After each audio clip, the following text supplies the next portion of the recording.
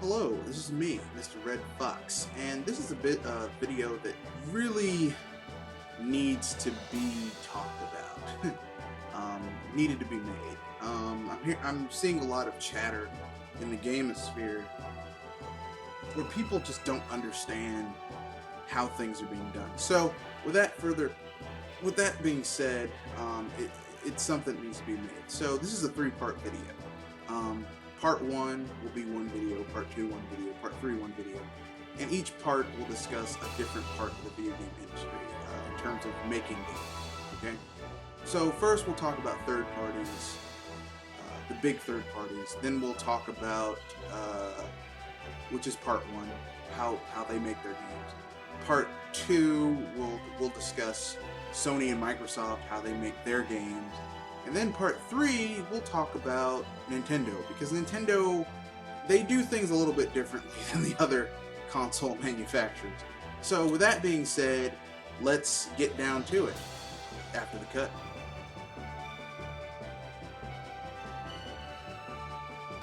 So let's begin. The general overview is very simple.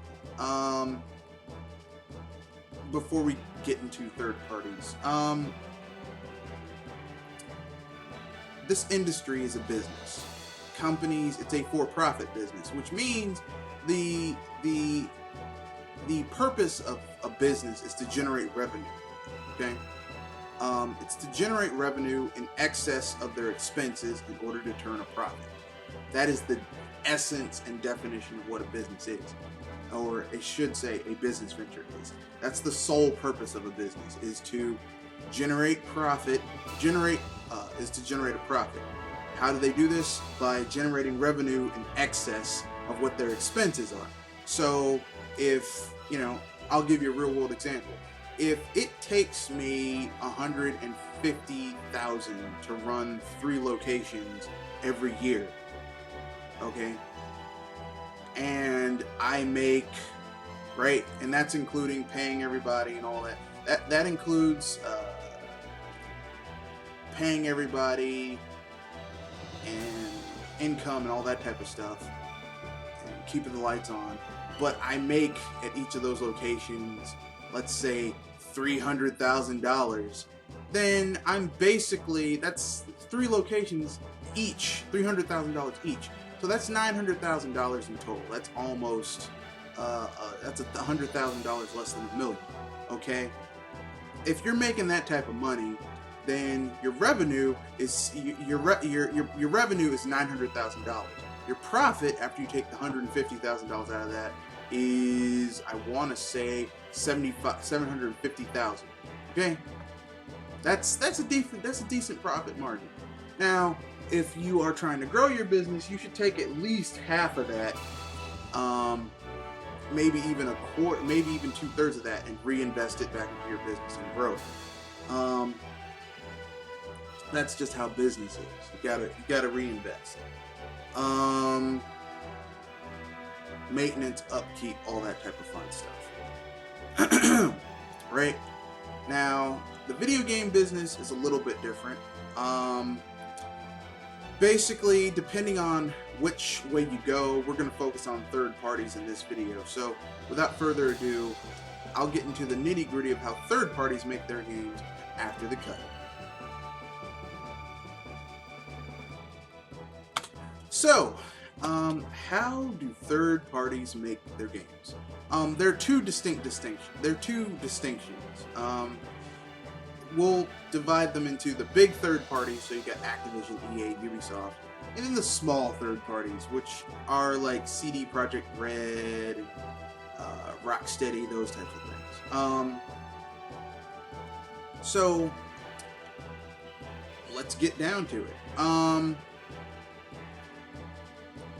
Let's do the small ones first. The small third parties make their games like this, okay?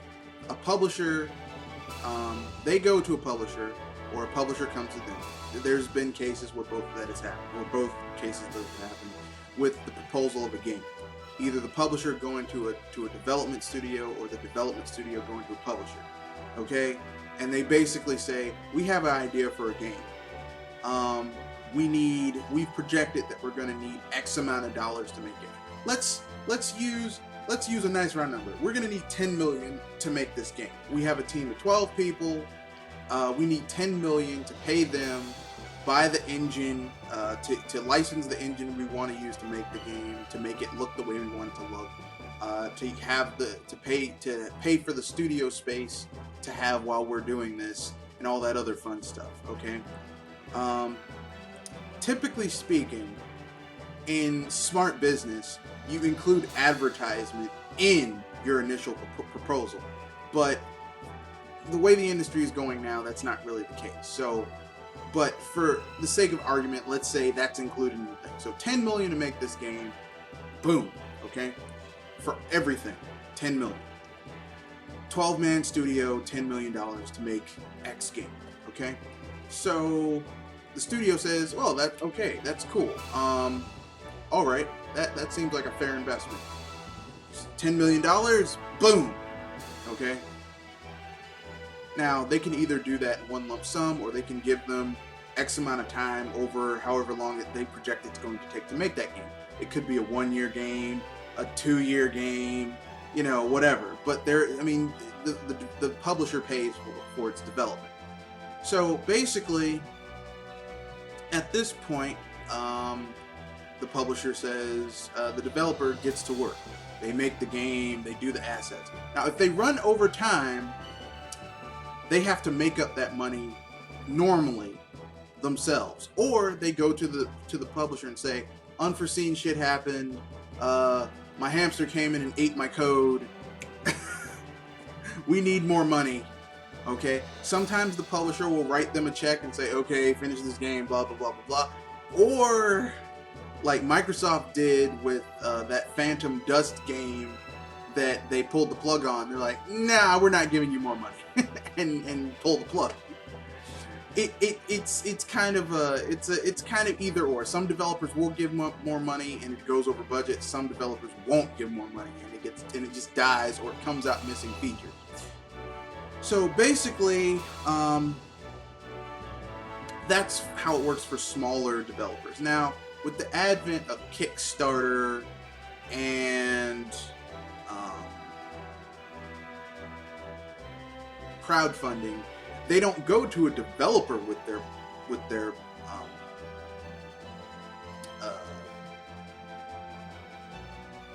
elevator speech, their plug, their jingle, their sample of a game. They're going to consumers themselves. They're cutting out the middleman and going directly to consumers. And the consumers pledge X amount of dollars, and they make the game like that. Both ways, it's very similar, except the difference is that it's in bad form to make a game and have it be over budget, and then to come and ask for more money after the fact if you have a successfully funded Kickstarter. But they do that. But apparently, third-party, smaller developers, not all the time, but it happens quite a bit where they run out of funds and have to get more. So whatever. That was the smaller third-party developers. Now we're going to go to the big third-party developers: EA, Ubisoft, Activision, Warner Brothers, those types of guys. After the cut. Okay then, now that we covered the little guy, we're going to talk about the big guys. 4 of them: EA, Activision, Ubisoft, and we'll throw Warner Brothers in on it too. Although Warner Brothers is a special case, but we'll include them since they recently had the whole Arkham Knight PC edition fiasco, if you will. So basically, if you look at a company like EA, Activision, Ubisoft, they basically have different studios in-house, okay? Because they're a publisher, but they also have in-house studios that they own and operate, or have majority shares in, that they also operate. That they're always going to be getting paid to make something. Now, those studios live or die by what IP they work on and if it sells well. Okay. Hence why EA basically runs franchises into the ground. then, you know, once the franchise has been ran into the ground enough, they break up the studio, fire a lot of people, and then give that IP to someplace else or put it in the vault until, you know, until a time to later be determined. Activision runs franchises into the ground, period. And then once the wheels have fallen off of that heavily ridden go-kart, they put it in the vault, wait about 10 years, and they bring it back. Hence why we're seeing Tony Hawk and Rock Band. Okay. It's been about 10 years, okay? So they're coming back. Yeah. You like Tony Hawk? He's coming back. It's been 10 years. Time to bring him back. So, basically, which leads to what's going on with how they make their games. EA, Activision, Ubisoft, they make their games like that, but they also have to be wise about their budgets as well. It's actually cheaper for them to make their games than it is for a smaller third-party developer, believe it or not, even though it's a smaller team, because there's certain bits of overhead they don't have. For example, they don't typically have to use the latest, greatest engine. A lot of them have their own in-house engines. Or they use an old, tried-and-true engine that they've just been customizing year over year over year. Kind of like the Call of Duty engine that they use, which is basically a riff off of the Source engine, if I remember correctly. Not really. That's an old engine. They just have heavily customized the shit out of it with COD. Now, occasionally, these studios will use a licensed engine like Unreal or something like that, but because they're so big, they typically can get all types of deals and shit, so it's not the same as if you were a smaller developer. That being said, they make the game sells, and they make profit because there is less overhead. They don't have to pay X amount of dollars. These people are already getting paid. It's already budgeted in that these people get their salary, so that's a certain amount of overhead they don't have to have. Madden, for example, EA has their own, I think they moved to a different engine. They have their own in-house engine. They use that. They don't have to use someone else's, and that's not money going out of the company. It's all in-house. So in that regard, that's actually a pretty smart business move. Because they reuse the same assets over and over and over again, they keep their budgets in control.